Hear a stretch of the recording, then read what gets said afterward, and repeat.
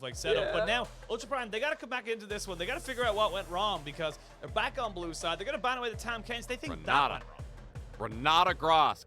Renata, last name Grask. Are there any other champions in League of Legends? Isn't it? Is it? Oh, I don't know. I it's keep Glask. Yeah, it's not Grask. It's Glask. No. I was thinking, any League of Legends champions with two, like a first name and a last name, does Tam Kench count? Is that a last name? First name Tam, last name Kench? Okay. Yeah, Tam Kench. It's two names, isn't it? I'm trying to think of who else actually has a name like that. Carter Jin, technically. Jin's first name is Carter. That's a stage name. So if we can, yeah, I like Grass. I do like Grass as the last name better. Lee Sin. Yeah, true. First name Lee, last name Sin. Okay, we're getting there. Trying to think. Screw drafts. We got some more important things to do. We got to figure this out. Well, we just want it right. Like we're getting the standard 80 carries. Our chat, our audience knows what's coming up. Like you guys are all challenger by now because you understand this meta. Like Thresh is open. They're watching LPL. That's right. They're here for the big leagues and for a big reason. Is Renata going to get picked? There's Thresh. Now, a champion like Renata that doesn't have much mobility, or let's just say an escape into Thresh, probably not the case. I'm a level with you. It's not going to happen. We're not going to see Renata. I'm sorry. Okay. She's just not powerful enough, and she doesn't give enough utility to be able to justify it. Unless we saw like 5 bans put into support, we're not going to see it. And I assume right now Ultra Prime are going to be putting in their support pick right here, and they're going to be able to give themselves something decent. I wouldn't mind seeing Shousey on something like the Nautilus. You know, setting them up, moving the Leona. Leona's slightly more countered by the Thresh. The reason why you generally take the Nautilus into this matchup is that your hook is actually a faster animation than the Thresh hook, so you're able to get those engages off first, and it's a much easier time for you in general. He's not able to stop you out with that. Again. So we're gonna have 369 back on the Gwen. There's not again, back on the Gwen. Yeah. Do it in 10. 369 is gonna be big. It's gonna be big, and I don't know what to say. I'm seeing Gwen again. Such a powerful champion in the meta. And look at this. Straight away, JDG, like, all right, we're going to get rid of the cannon. Jace has been taken by Ultra Prime 2 times in a row. It's one of 369's best champions. We could just keep going around knowing that Alias probably won't pick Jax. What else does Sheen does well into Gwen? Keep naming them. You got the Jax that does really well into it. Kennen as well, which has been banned away. Generally seen as a pretty decent pick as well. You could also maybe go for the Camille, but it does become a little bit more of a skill matchup. You will need jungle intervention there.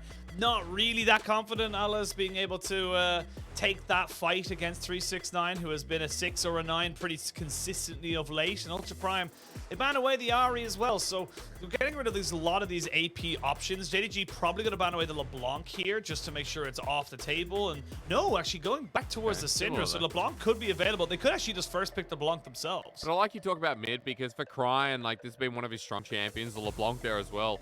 Worth mentioning. I believe that Ultra Prime, now taking away Yagal's Ahri, are going to kind of finish this up with something else global. Twisted Fate against him. That could just be pinched. Twisted Fate's big for both these mid laners. One of their most played, but instead they're like, nah, Kanavi's Lee Sin. So they could go for something that has a bit more global pressure. That could hit that top lane Gwen and get the ball rolling once again. I think he got plenty of options here for JDG. I think Kanavi has shown previously, and even now, he's got plenty in the tank to be able to make stuff work. Something that they did hover there is the Aatrox. Almost certain that's not going to be going, but big old bear. Yeah! Bears! Bear! Yeah! A lot of energy. I feel it.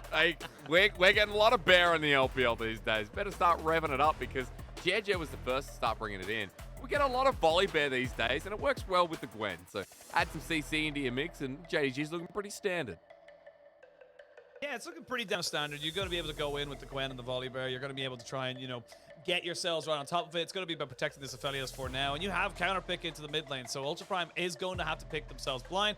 Alias on the Gunnar again, as, you know, didn't have a great time. Didn't do badly. I think the thing I can best way to put it is that the Gnar mitigates a lot of that early kill pressure that Gwen should have if you're able to play the matchup properly. And Ultra Prime should be able to try and maybe make something work a little bit better for them. They have a little bit more hard engaged. The only thing they've changed from their last comp is basically the jungle and the bot lane in terms of the Nautilus. So it's pretty much the exact same composition they just had, just slightly tuned up with a different jungle and support. We're JDG are going a different direction entirely, right? We're getting to flex through all the bid champions that Yagal wants to show us. Zoe is one of his favorites, and we get it. We get the Zoe. We actually have a pretty strong mid 2v2 here. Orianna versus Sin, but you're going up against the bear and the 300-year-old girl. Like, there's a lot of early burst available for Yagal and Kanavi. Yeah, there's a lot of burst there. You're looking at the AP damage. If you get hit by a Sleepy Trouble Bubble, you are just going to die. There's not really much else to say about it. And even just a single target CC, you're coming in. You've got, of course, the Bolly Bear with his Qs able to lock you down. That lands a Sleepy Trouble Bubble that then leads into a Thresh Hook. You probably CC'd for about 4 to 5 seconds in that particular instance if you do not have Merc Treads or Tenacity in your runes. So a lot of options here for JDG. But again, like I said, Ultra Prime, they're looking for a front-to-back team fight. They're looking to try and scale up, get this Jinx up to 2 items alongside this Orianna, and just try and make a big old wombo combo happen. It didn't happen in game 1. I do think that was partially down to the Heck Room on the side of JDG, but I also think that Ultra Prime, they aren't really bringing themselves together as a team most of the way through these series. So if they're able to make this one work, it will come down to team fights, it will come down to them being coordinated, and it'll come down to JDG not being able to contain such a big wombo combo team fight. Well, Hacker's just taken the jacket off. So I don't know what that means for this game. Yeah, that's right. We get business now from Hacker. Watch Hacker absolutely dumpster over JDG because he took his jacket off for game 2. We can see it, hear it. That's in how, and Sheen, that's right. That's how we can know. Hacker on the Xin Zhao, the change you talked about, Xiaoxi as well. A hook champion for this man always looks good. And folks, we welcome you back onto Summoner's Rift. Just a reminder, Gwen is not only immune, but in a great position going up into the same matchup from game number 1. 369 was an annoyance, and I'm sure JDG, that's the word we'll use, because Zoe, his name's not Bear, it's Volley Bear. Maybe that's it. First You're name close. Volley. You got half of it. Last name Bear. As get the Gyos. Listen to that. How long has it been since we've had Gyos? I don't know. Maybe our production can tell us how many days. Kind of hard to know, though. But 999. been a while. Been a while. We're back. It's fun as well. We're in all the different studios. You've been to the Hangzhou one, right? You've been to the Hangzhou stadium. Yeah, I've been to Hangzhou Stadium. I went to. I don't want to drop this, Ashim, but I went to the VIP. Yeah. I went and saw it from a nice little room. I got a really nice tour from the person that was running it at the time, and yeah. Had a great time there in Hangzhou and Shanghai as well. Same deal. Hongqiao Stadium. Pretty cool. I just love that there's, like in Hangzhou, for example, because it's LGD's home arena, there's a merch store. There's like a merch store in the side of the stadium. And it's huge. It's absolutely massive. So I kind of missed that with being away from it. I know in the LEC studio you have, well, they used to, obviously it's been a while since fans are allowed in there. They have a merch store for Riot stuff, but they also have a merch store for any team that wants to sell its jersey there, which I thought was quite cool. You don't have to sell it if you're a team, but you know, you can if you want. I thought was quite a nice little setup as such, but every team should. IMO. Yeah, I don't know. I'm very indifferent when it comes to like team merch sometimes because it looks very like team merch.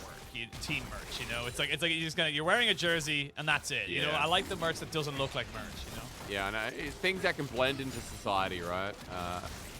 By out me for the weeb I am. Yeah, that's okay, but it's got to blend. It's got to blend in. I agree. Folks, you're wondering what's going to happen with this game apart from the dredge lines of the level 2 bottom lane that we're seeing. Asheen already told you in draft the wombo setup from Ultra Prime once again. It's kind of a big deal. Ultra Prime didn't get it off in game number 1 with JDG picking their angles. This time around, Asheen, I see similarities, right? Yagal is going to be looking for his own angles and very intuitive directions of the Trouble Bubble. 369 still, again, the same Gwen. So it does feel like JDG are going back to a skirmish-heavy style that seemed to have worked so well when Ultra Prime had no idea what they were doing like headless chickens in game 1. Yeah, and again, Kanavi's going to be able to be a little bit more aggressive. He knows exactly where Hacker is. He pretty much knows exactly what kind of a path he's taking. He doesn't know that the Wolves haven't been taken just yet, but now he's going to find out for himself, and we can see an early skirmish. Yeah, here comes the bear on all fours, running after him. Sky Splitter comes through. Hacker goes back into the Sky Splitter. That's the question, because Hacker, You know he gets a shield. Yagal's on the way. There's going to have to be a flash burn as he's over the wall. Cryin now left out thanks to his jungle. And this is just going to be a lot of damage again. Sky Splitter in. First blood. Hacker, I just don't know what you expected out of that. He wanted that big wolf so bad, and he got it, but it was definitely not worth it. It was just... Oh, dearie me. And this is the single target CC we're talking about in bot lane. We're seeing another engage. It's the same again. Ultra Prime's bottom lane, the 2v2 caught out. A flash forward from Elk. Running out of mana, but he gets excited. But Hope now with the Severum wants to run on in. Talibrum connects as well, but that's where it ends. Graviton to follow through, but Hackers rejoin the play, rejoin the rift. A two-man Graviton from Hope. Severum with the flash available too. He gets tagged up, hit pretty hard. But Hacker at least gets the summoner after what an unsuccessful play that was in the top side. Ends up being a 2-for-1 at the end of it all, but JDG really winning, and this is the single target CC that we talked about. Yagao able to get the trouble bubble, you're able to set up for the next one, and the next one, and the next one, especially when you're going up against something like a Volibear, which is so powerful. We look at the CC now on this bot side, it is just a really good opportunistic hook. This is why you start to see less of the glacial, or excuse me, more of the glacial augment and less of the aftershock coming in for the Thresh or even the Guardian, because it's just giving you so much follow-up potential that it just makes it so much harder for anyone to really get away from you. I need to come back and say one thing. Everyone knows that you do not go inside a Sky Splitter of a Volibear. And seeing as though it didn't come down, that's just common knowledge. They teach you that in primary school. That's right, my dude. That's right. Big shielding, big damage at level 1. Base stats are good. Is Chelsea going to get hooked on in here? It's missing. Who wants to send it on back, though? Excuse me. He started this, and now he's going to regret it. My stream completely frozen. But for now, Hacker waiting on top of a ward, so JDG back off. They backed up, but again, you can see good vision there from the side of JDG. They didn't overcommit because they knew that Hacker was in the vicinity. And with Kanavi now having full pressure in this top side, again, it's all about that information you're able to garner. JDG have had basically tabs on Hacker throughout his entire clear. They know exactly where he is, which means 369 can push in top, gets himself an early plate, so he's already starting to get advantage for himself. Yagao can be a little bit more aggressive as well.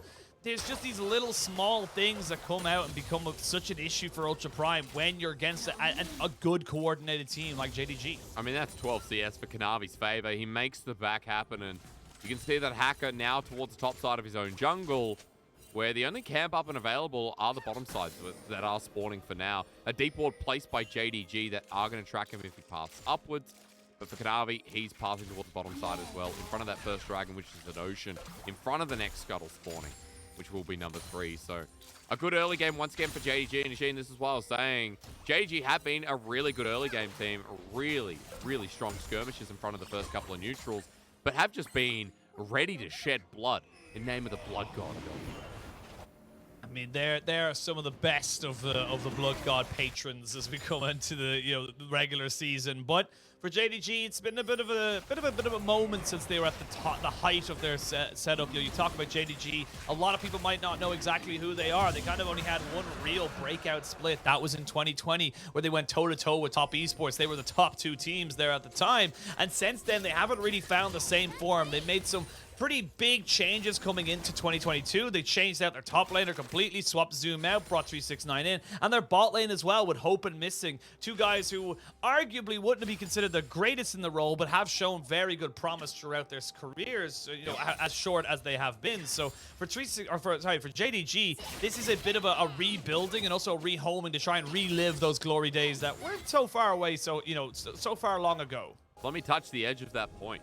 Missing was a top 3 support in 2019 alongside Mystic, who then later went to the LCK, and it felt like Missing had to adjust to Elk, who he's going up against, funnily enough, as Navi's interrupting me, wants to smack down, forcing the flash from Cryin. And further to my point, I mean, Elk now with Xiaoxi, I totally forgot that we're dealing with a support 80 carry love-lost duo. Yeah, it is a little bit of a, probably not previous team, previous duo as such, It's like when you see your ex out with someone, you're just like, I'm not mad. I got my own guy. And it's just, Xiaoxi like waving, like, hello! I feel... I don't mean to do Xiaoxi that bad, I swear. But you did. Oh, my Lord. Well, Xiaoxi, look, I think Xiaoxi's been the strongest member of this roster, one of.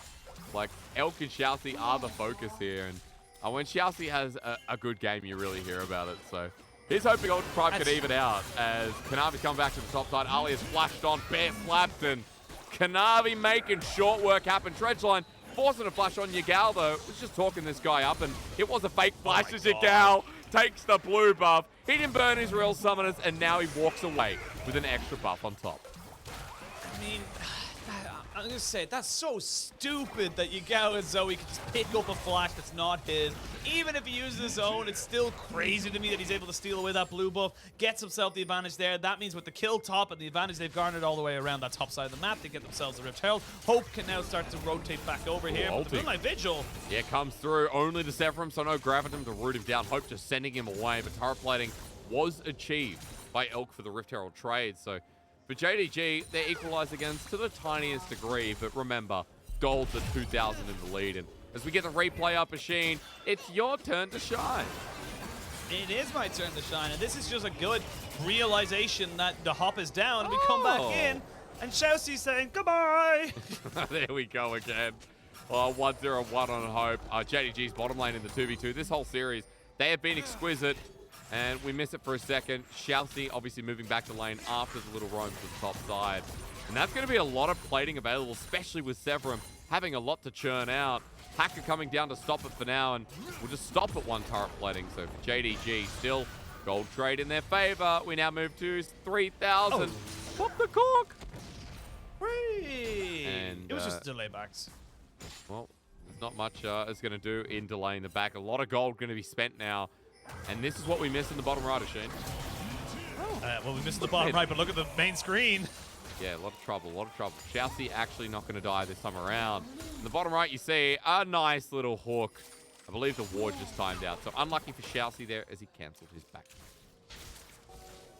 Cancel his back. Xiaoxi recalling on a ward. Minute 20 till the dragon spawns. And Missing kind of giving Xiaoxi a masterclass on how to play Thresh. And they're going for a flash with the play. Missing with the death sentence, might not even be needed. Hacker's there, but he takes the jungler anyway. Kanavi turns his attention. Ulti still available. Might have to pop it sooner rather than later. Flash away as it comes through late. Elk is getting excited. And that looked amazing for JDG until Elk was not touched at all. Yeah, you cannot just ignore a Jinx. We're seeing this so many times where you want to try and take away the utility that a Jinx will have to survive, but when you ignore the Jinx is still putting out damage. You cannot just leave this carry alone. Bit of a misjudgment there from JDG, kind of focusing on the wrong real carry there, recognizing that maybe the little bit of extra, CC you get with the Crescent Guard could be an issue, but not realizing that the real threat was in the Jinx the whole time. Not getting the Sky Splitter as well is also going to hurt you, so... Kanavi giveth, Kanavi taketh the way. We've seen it in this series what makes JDG such a volatile team in a good and bad way, right?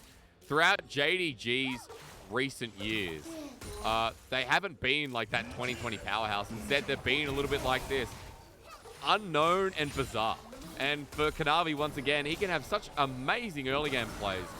And then he can, really kind of throw it all away. So for JDG, they will drop the Herald for now. 2K becomes the gold lead, as it's a bit traded back, but all that bit of turret plating given over to the jungler in Kanavi again. So he'll be a big deal, already finishing his mythic, and well and truly on the way to his second item.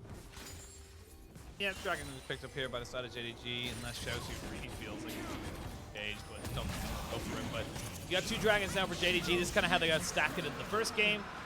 This is pretty much a almost identical setup in terms of the first game. It is only a Cloud Soul, though, so not as damning for Ultra Prime to lose this one. But right now it is a little bit of the kind of tried and tested same setup. It is a little bit of a lead for JDG. They've got the Dragon stackings. And 369, though, I will say, is having a much better time against this Gnar. He's able to, with the tracking they've able to be put down onto Hacker, he's been able to be a little bit more aggressive. He's already got a level lead. He's already got 3 plates to himself and almost 1,000 gold on his own.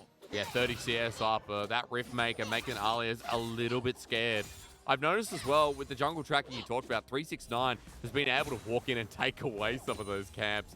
Romp being stolen, deep wards being placed. 369 even taking the scuttle for now. Alia's stuck by the turret side. And they're trying to ping out, knowing that 369 is being a nuisance.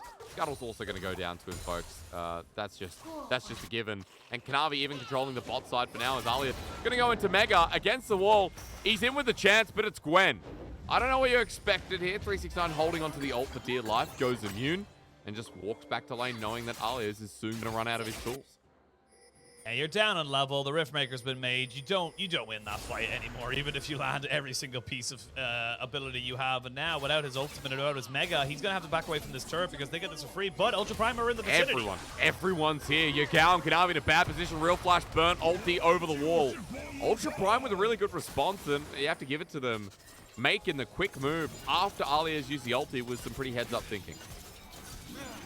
Yeah, I will say, though, with everything being everything being resourced up into Ultra Prime's top side, it means that you're getting a lot of free time to hope, and you're getting a lot of basically all plates in all different lanes. You know, you've got basically 3 in mid, 3 in top, 3 and 4 in bot lane. You will be able to take this turret as well. So first turret goes over to JDG, and all of a sudden it's a 3,000 gold lead, Hysterics. It's back to being big once again. The first turret blood giving solely to hope, and in game 1 we said the same thing. In fact, for JDG, they picked up outer turret and inner turret in one rotation, so it's not as bad as game 1 for Ultra Prime, but you still have to deal with Hope, who's going to be ahead in items despite Elk having 3 kills. I want to see if that's actually true. BF sword picked up, and yeah, I guess about for now, 500 gold. Yeah. So something, right? Something.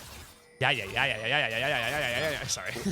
When's in the game, but yeah, this is why 2 play-by-plays can't go together. We fall off the rampart. No, well, this is why 2 play-by-play should go together. That's the difference. Turret down mid. Get excited. I'm getting excited. Elk at half HP. Ignite was placed down by Yagao. Hey, you said something about gold. I want to point. 369 is almost 2,000 gold ahead of Alias. He got topside turret. So if we're just talking about differences, ignore my point on 80 carries. 369 is going to be worse than game 1. Yeah. Ooh, Crescent Guard has been used. Kanavi's in as well. He wants to Stormbringer down on turret, but he doesn't have it available. Hope brings out his ulti, and Kanavi sacrifices life with the Ignite down, but turret ramps on up. 369 spotted on the wing. Ultra Prime paid the respect, back away themselves. Mid turret now under siege, and Yagao is hitting bubbles, baby, with a Paddle Star portal jump that wasn't available. He tried to snipe him out. There goes mid turret, and JDG, despite it being a trade, still win out in the end. Yeah, you're trading junglers right there, but, you know, Cryon was on the bot side, didn't have TP, so you're already going to be able to overload it. Yagao now going to be able to answer that, so they won't lose too many minions. I think he literally misses 1, so... Yeah, my fancy himself, though, is, yeah, Cryon, you want to back away, buddy. You don't want to be there. You'd hope he fancies himself. I mean, honestly, that's just a good merit at this point. He's 2-0, and if I had a Luden Zeko and stopwatch at 16 minutes in the game, I'd fancy myself a lot too, as Hope with a fancy foot himself. Elk is going to be trying to bust this one wide open because Ashin, he seems to be the carry for Ultra Prime once again, but let's look at this once more. Yeah, great little utilization of the terrain there to get the bubble. Means that even with the Crescent Guard down, they are able to get the hook in. Will say that the CC train that's able to come out on top of Kanavi does stop him from being able to reset it, but now missing, and the mid lane's in trouble. A play away and dead today. Elk picks up the kill again, and I wasn't kidding as 369 comes in off the wing, crying, flashes himself. Yagao forces that summoner out of Elk, and Ultra Prime, they need Jinx to survive. But when she's out of the fight, JDG will continue to thrive. I mean, you're still losing these fights 2-1, since JDG still coming out on top. This will be 15 seconds before the Dragon, which means they're going to be able to put themselves on the soul point. Yes, it's not the most impactful in the world, but that extra little boost of movement speed for someone like a Gwen, a Volley Bear, very, very relevant in those team fights to be able to reposition and put them right on top of those carries. So now JDG, it's just rinse and repeat. This is exactly what happened in game 1. It's going to happen in game 2, Hysterics. Nice attempt at a steal, and yeah, again, it just seems like history's repeating itself here in this series. Ultra Prime down 4,000 gold. Crime trying to change that piece by piece with another outer turret going down. But as Ultra Prime try for this, as Xiaoxi is going to get bubbled. No Paddle Star. Once again, it doesn't look like Yagao had that available. That's silly. Hope is 1.5 items, and Xiaoxi as a Nautilus. Apparently not tanky enough. Red team's turret has been destroyed. Yeah, you're going to be able to get a tower on the Ultra Prime side as Cryon has not really been with his team. And it's funny because they actually have a team-fighting team. They just need to try and get the gold for it. But this is missing kind of just getting caught out a little bit here. Actually goes for a hook. Actually opts into this himself and then gets caught out. Well, Xiaoxi feels like the one that was caught out at the end, right? But he flashes in, and that's where the no-no came in. where the no-no comes. He has to pop a stopwatch to try and get himself a little bit of extra time. While we were in this replay, we did see the side of Ultra Prime pick themselves up a nice little Rift Herald, but you've wasted a lot of flashes there on the side of Ultra Prime, and oh no. Yeah, Box is out, Nita works out. Alias, you're right, Asheen. It's a kill over to 369. Only his first, but that's just going to elevate that gold he already had in his back pocket to a new standard. 369 unmatched in the side wave, and I love that JDG are putting resources down there to make sure it stays that way. I mean, this Gwen is just becoming a monster. You're a hole breaker against a Rift Maker and a Nashor's Tooth. Gwen is online. This Gwen is very much in a position to be able to carry on the side lanes, and I think taking the hole breaker is fine, but you're not really going to be able to do anything in these side lanes anymore because you're just going to be overloaded by JDG. With the extra little bit of movement speed, they're going to be able to get out of it. Now Hacker's in trouble. Yeah, again, 369 chasing this one. Will he need the Nita work? There's a lot of damage coming down onto this Xin Zhao. Forward 369 runs. And this is the ridiculous Gwen game, but even more than game number one. Trouble Bubble again, the Paddle Star, and a portal jump in front of Xiaoxi's face. Ultra Prime are threatened from a tier 2, and 369 is a level 13 Gwen, having the time of his life. He really is, and everyone on JDG just seems to be playing with their food right now. There's not really a lot they can do. They are posturing so aggressively in that bot side, forcing everyone from Ultra Prime to answer, which is just giving hope. Just free time and free resources as he just keeps pushing in towards this mid lane. Now that you've committed everyone there, you're going to lose a bit of tower damage here, and it's just smarter play coming out from JDG. They're just recognizing where they're stronger, and they're just pulling Ultra Prime around the map, and Ultra Prime are struggling to deal with them. Oh, they got Elk. They got Elk. Does he have to cleanse away? Yes, he does. Ult comes through from Hope and the Portal Star. The Portal jump and the Paddle Star from the side does the same. Shockwave from Crying. Gale forced away by Hope, and you know, Shane, this is what I was saying. Elk is a big threat, but if he's caught, it feels so nice for JDG. However, I might have to start saying that about Crying, who's started to farm up a bit 30 CS ahead of Yagao.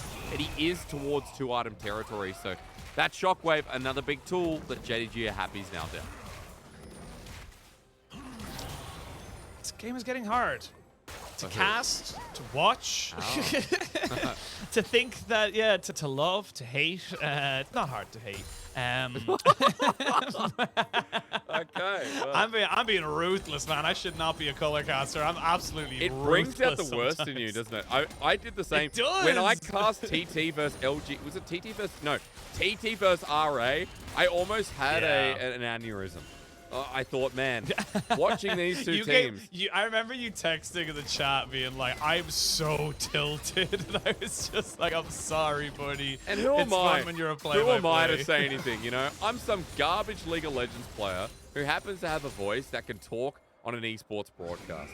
But that doesn't give me the right to stand there and think that I'm better than TT versus RA. But I sure as hell do not want to cast that again. So there's well, like I find that like the thing is like you can at most play-by-plays, at least in most like even bad games, you can find something hype to be excited about. But when there's just like two bad teams smacking their head against each other and seeing which one passes out first, it's just kind of like, oh god. Like as an analyst, like what are you supposed to do with that information? You know, it's just it's harder, man. It's harder. You know, take a fresh perspective into the game, and we've definitely done this with JDG versus Ultra Prime, and I feel like JDG are a team that have today refreshed that perspective of being that mid-tier potential playoff team. Like against Ultra Prime, it's looked pretty good. They've made a couple of mistakes here and there, which is why they're not up in that top 4, top 6, but they're still a team that has explosive power, and Ultra Prime getting the feeling of it, Asheen, with 15 seconds to go before this soul. Ultra Prime walking into brush, and I would be scared at this point, considering that Yagao, Kanavi, angles to be played for, trouble bubbles to be dodged. That's what needs to happen. Look at that ward on the ramp there. That's going to be the TP ward coming in here for Gwen. JDG are going to look to try and make this one work as we go 5v5. Here we go. Hook misses though. Fox is laid down. Shirelles is burnt. Kanavi right into the back line. They want the jinx, but Elk flashes over the wall. Has the range. Kanavi goes down, but now I'm worried about 369, who gets the needlework through everyone in Ultra Prime. JDG with 4 members, but UP low health bars. Trouble Bubble connects again. Dredge line in onto the 80 carry. Shockwave only gets 369, but Gwen again as she flashes away is still alive. Yagao the same. The poke huge. JDG don't have a jungler, but they're sticking around. Yagao wants to get the kill as the flush play from missing sacrifices his life. Hope trying as well with the poke, with the crescendum, but Elk is getting excited. Ultra Prime's 80 carry. This is the win condition that brings him keeping on into this game as Hope, can he do it? No, of course he can't.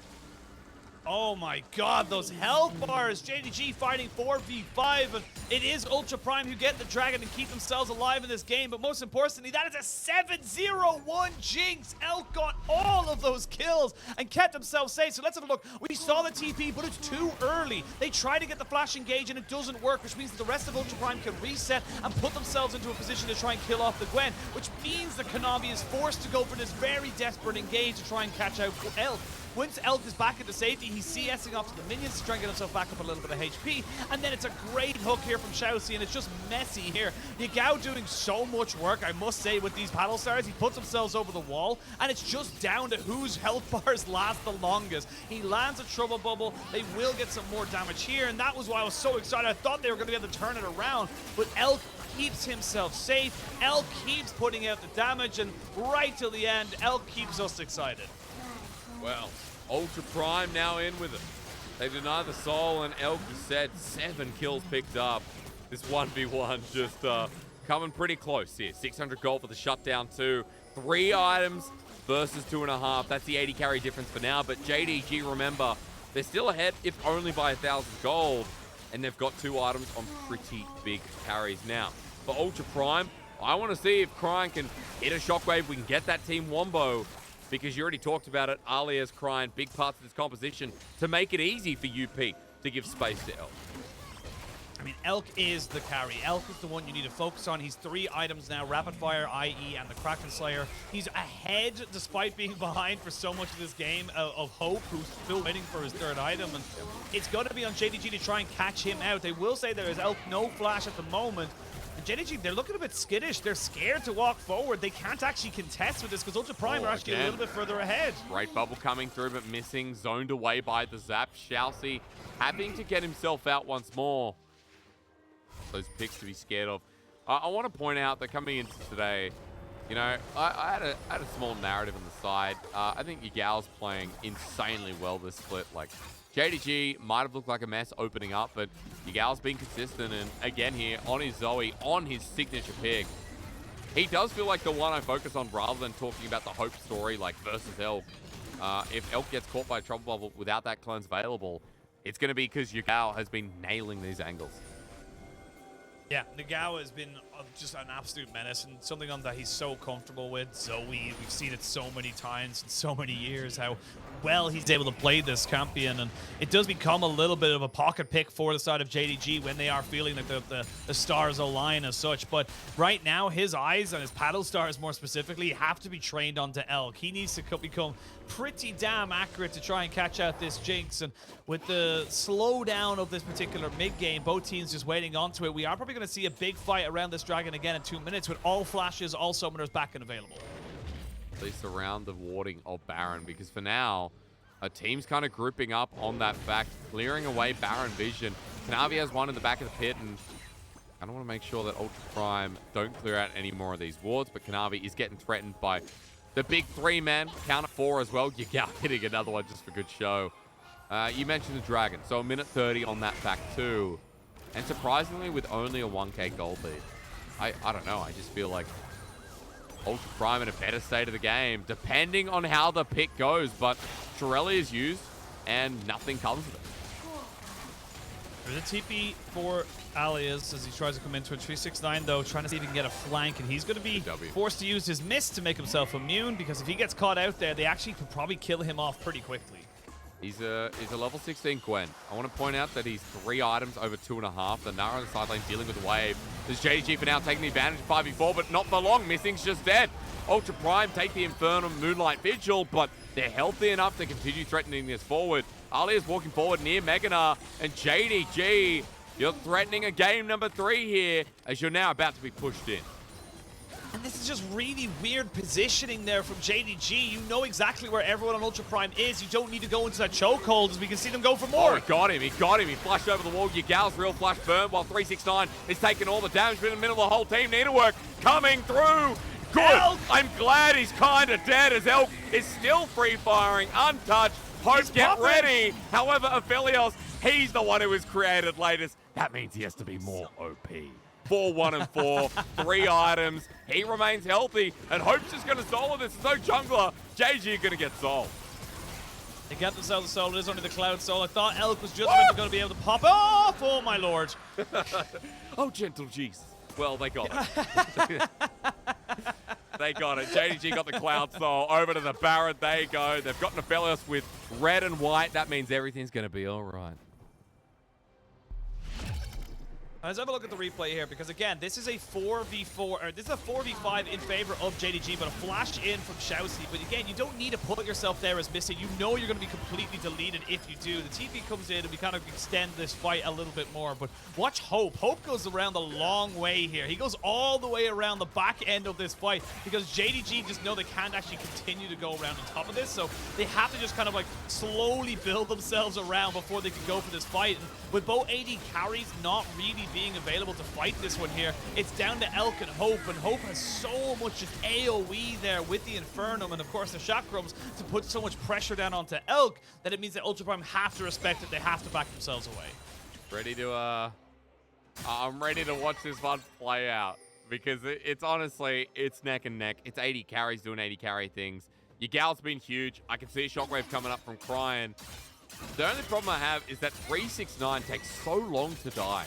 And now with Needlework, his ability to reposition or chase up with that Ghost available is actually going to be the most insane part about the Soul Taken. So as JDG group around the Baron, notice that teleport that is available. And we have a 3.5 item Gwen that is sitting with the Warden's Mail. I want to know if that's going to be upgraded. Kindle Gem picked up with Trouble Bubble there too. JDG have a River priority, Ashin, and 369 is moving back towards the top side.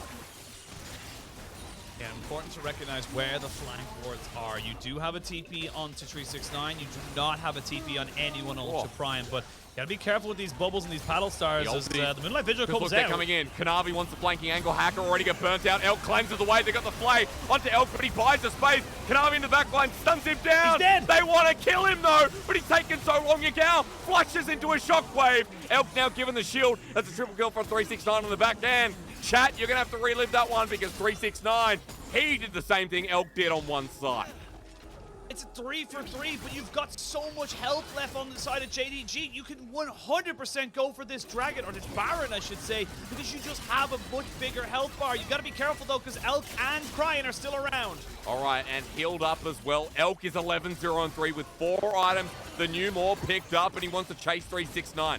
They turn for the Baron with the AoE, but they're not going to start it themselves. They disengage, and that means that JDG have to buy their time for the time being. 369's going to back away himself, and we get to the point where, once again, Ultra Prime and JDG do not resolve this game. Do not resolve the game. I will just have a quick shout out. Yagao bottom Magi Soul Stealer and has now stolen full of. They throw everything at the James, but with the Maw, the kiting, the cleanse, the flash, he's just about able to keep himself alive and well. They give him everything whatsoever. They can't kill him off. But look at 369 on the back end of this fight. He is just doing so much because they're ignoring him. They're trying to get on top of Hope, trying to kill off the Aphelios. It's just not going to work out for you on the side of Ultra Prime. Ends up being a 3 for 3 because you ignored some of the carries. And like you said, we're at the late game point of the game where everyone's a carry. If you ignore the Gwen will carry. If you ignore the Zoe will carry. You have so many threats on JDG. Ultra Prime are struggling to figure out where to go. I am the carry now. Everyone's shouting in all chat. Yagao, not about his, bubbles as much anymore, but having said that, ignore that last point. Elk doesn't have cleanse from the last fight. If Yagao hits a bubble, Elk's in so much trouble, as Hacker narrowly avoiding one, and Ultra Prime grouping as a 5-man towards mid lane. JDG know this is cleanse. Trying to bait this out, start the Baron buff. They have to walk in step by step. Yeah, they're going to use the rocket there to try and set them out. But like you said, there's no flash, there's no cleanse here for Elk. He's going to have to walk in blind. If he gets caught, he's dead. I'm watching Missing as well with that Death Sentence 369 running forward. They want to end this right now. Boxes down. Missing though, not getting what he wants as the bubble comes through from Yagao. But over the wall, he doesn't give in. He's scared of the shockwave from Cryan. And again, we sit at a standstill. I feel like it's just going to be a flip for Elder.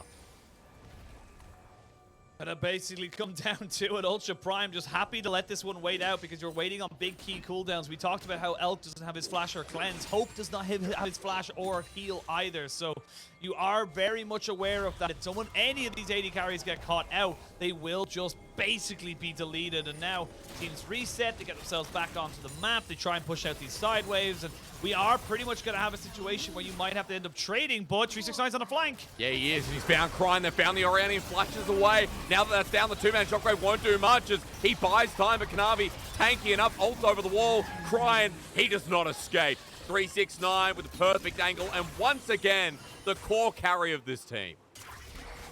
Really well played there by 369. Puts himself in a position where he knows he's going to be able to try and force some kind of an awkward position here from the side of Ultra Prime. And now with the Baron going down, 40 seconds until that dragon spawns. He will have TP on Cryan, so he should be able to basically spawn and get himself right back towards that pit. But it's going to need a little bit of a pretty big fight here from Ultra Prime if they want to try and come back into this. I am going to be so outraged if from this play, people do not spam 9.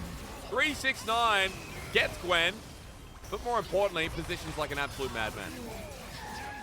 Yeah, and again, this is the power of the Gwen. You pop the Ghost, you're so much faster in the later stages, and you're just doing so much damage to be able to burn down people. And now a Cryan spawning in 4 seconds, but alongside that Elder Drake, he's going to have to TP pretty much immediately if he wants to try and be a part of this fight.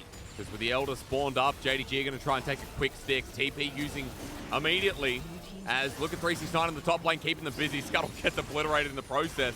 JDG are buying time, but look at that. Oh no. We've got Calibrum, we've got Crescendum, and JDG have got the space to play around with it while the Baron does the dirty work. Up to the top side, Yagao, his angle perfect on top of Hacker. Ultra Prime still scared of Sheen. Very, very scared. They're going to have the TP coming in from Gwen, though. It's going to be a 5v4. They're going to bring the Nara in a little later. Yagao might have to choose whether he comes back in. He's in a weird angle as Ali is about to go into Ultimate Kanavi. Jumps on in, onto Elk once again, the 80 carry, but he's bought his space. His Shockwave doing the same. The Inar ulti to Yagao. Can't get Elk as the rain started to become a big thing, but Hope is just as dangerous. Look at the Gravitum fly. Everyone coming in for a big surprise as the cork doesn't pop off the wine bottle. Elk is still alive, but Hope is much bigger. I mean, you got to be so careful with this. Your health bars are just not very healthy here on Ultra Prime. They're not going to try and flip it, though. Friend. Oh, Elk's still alive, though. Elder friend. Ugh. It's over, Rashid. JDG, it is. They played with their elder friend, and they're going to pick it up. That's in the bag. Feels like a pretty successful game, but we'll remember it was back and forth. Not going to call it too early, but we'll have a look at the fight again. Yeah, and this is, again, look at the amount they put onto Elk. With the cleanse, though, he's able to keep himself safe, push them both back, even gets the Mama Mortius popped out as well. And this is a full item late game Jinx alongside a full item late game Aphelios. So the Gravitum picks up the Nautilus. They do end up resetting them back out. This is where it gets a little bit risky here from JDG, but I love this from Missing. He doesn't go with his team. He goes straight towards the Jinx and says, look, I will sacrifice my life. It does not matter. All I know is you're not getting near this pit. I love that JDG keep us going for a 36-minute game, and we decided from one simple play. I think 369 getting the pick changed the way this game was being played when we were so back and forth trading a neck and neck as, oh my god, fake flash used by Yagao. It was 369 who got the pick alongside Kanavi. They got the Baron and then started forcing that Gwen in the sideline as they're still doing. Yagao is having free reign over these deep mid lane objectives, and Ultra Prime are scared to their boots of this Zoe landing. Excuse me, another sleepy. Got no Baron though. That's the only problem for JDG right now. Your composition outside of the Calibrum for the Aphelios is very, very short range, so very easy for an Orianna and a Jinx to clear these minions, and even a Mega Gnar as well. So not the hardest thing for them to be able to try and defend this, but they're going to go for the last fight on the tower. He's just running in. He's just running in. Hacker has to deal with 369 who ultis for the kill on top of Elk. That was one-shot territory as Cryan's now next. Late game Gwen is burning people alive. That's how you do it. No fear, no worries, and no mercy in this dojo. No mercy at all. JDG beating down Ultra Prime and saying to them, you are not climbing up to us. They set themselves up to 6-5. Well, previously named Caster Penguin, that was a good series. That was great. JDG in game 1 and 2 kind of gave us the bloody early game we expected with the shenanigans thrown in. Remember that this team is not what we'd call clean. Like, Kanavi is a crazy dichotomy of his own good and evil self. And I love watching JDG, but I also think sometimes, what were they thinking in that moment? And that's why maybe they're one of the most entertaining teams at the moment. Yeah, I think it's entertaining. I think look, people might look at this and they say, look, this is why LCK is better than the LPL. This is why teams are of a higher caliber. But you cannot tell me that the LPL is not more entertaining than every other league in the entirety of League of Legends. I refuse. If you tell me that the LCK is more entertaining, you're lying through your teeth, and I don't give a crap who you are. So it's entertaining regardless of what way you twist it. And for JDG, it is a very big win for them. Like we mentioned, puts them up at the 6 and 5, kind of separates them away from the chasing pack of Fun Plus Phoenix, Invictus Gaming, Ultra Prime as well. This is a big, big moment, and now all of a sudden you're looking at between 10th and 11th. There is only a series in the difference, but it is a 4 and 7, 4 and 7, 4 and 7 versus, 5 and 7, 5, 5, 6, 5. Yeah, there was a lot of numbers you just threw out, but I get what you're saying. I love how every moment you try and throw in some dirt to LCK. Have to. You're so aggressively really competitive because fans get annoyed. And to be fair, like, let's be biased for a second. LPL fans have been down in the dirt for long enough. Like, the true OG LPL fans have watched their teams get close and like believe in teams like EDG and have to wait all the way to 2018 for a world's title. But to be fair, I feel like NA fans should be like that because they've never won a world title. So I don't really understand the humbleness and where it's gone. Wow. I know. I don't know. I think it's just more. I find it really funny because, like, I'm memeing, by the way. I have nothing but respect for LCK and like all their teams. I think they're really, really good. But I find it really funny how mad people get at me, and that's why I enjoy it. Yes. Well, send your DMs over to Just Asheen on Twitter if you're upset about this. Get it right. It's at JustAsheen_. Oh, sorry. Maybe send questions about why Gwen hasn't been nerfed. 12.5 will be the same deal, but 12.5, excuse me, we will get some reprieve. But at the moment, Asheen, I'm just baffled. Like, this champion is so strong. It is first pick worthy. It has been first pick worthy for the past month of LPL, and it's just so strong. And 369 was given it 2 times in a row, and both times it really hurt Ultra Prime. Yeah, honestly, I think it is just, like you mentioned earlier today when we saw it the first time, it is a pick that people think, oh, I have a pick into it. And it's like, well, you don't, because there's not really a lot you can do about this pick. It is so overly tuned, in my opinion. I think if any top laner wants to be worth their salt, they need to be able to play this. And the fact that you can safely pick it into, red side pick 3, and then just ban away the things you don't want to go up against, the Kennons, the Jaces, get them off the board and go, cool, there's very little that you can do about this because you can't really pick it blind, but at the same time, you can pick it blind. You can. You definitely can. And look, the respect not paid him anyways by Ultra Prime to JDG in this series. We got some target bans towards Kanavi. The Viego never left open. I believe the Hecarim in the end too. But yep, kind of dangerously close to Ultra Prime getting their win conditions, their team fighting element coming through. It never piled one on top of each other, though. And I feel like that's also a compliment to JDG because of the way their comp operated in the 5v5s. They were always so split apart that for Ultra Prime, it made those ults harder to pick and choose when they were going to be reliable or good enough. Hold that thought, because Kanavi is actually on the line with, I believe, Wendy today. I'm not sure. I'll apologize if I have to after this.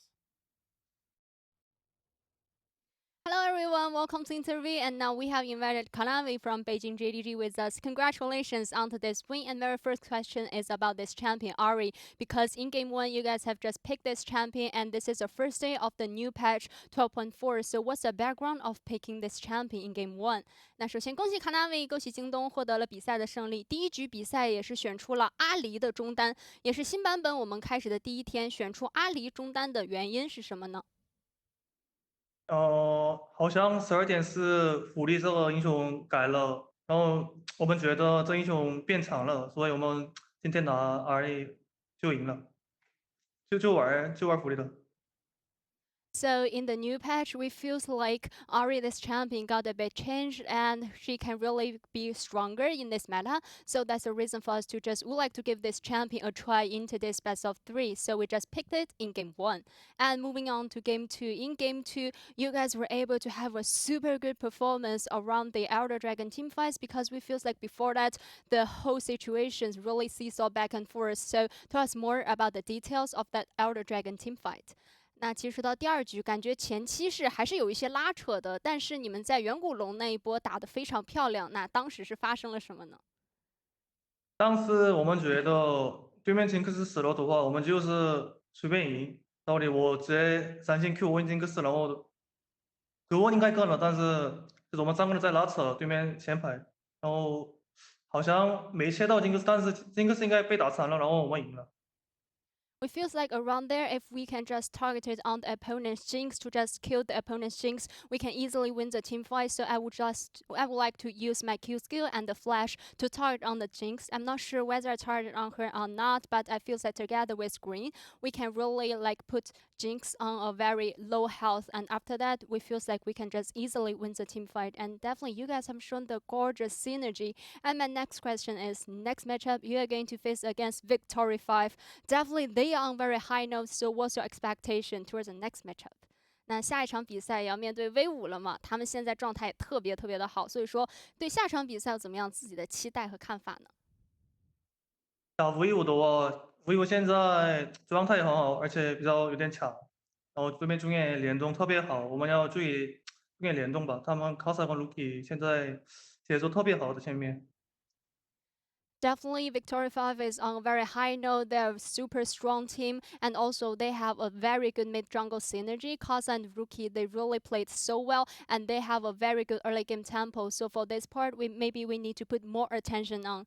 Definitely, thank you for the sharing, and best of luck for the next matchup. 那再次恭喜你们，下场比赛加油！And 谢谢， back to you guys, bye bye. 拜拜。Thank you to Wendy and Kanavi. Kanavi doing an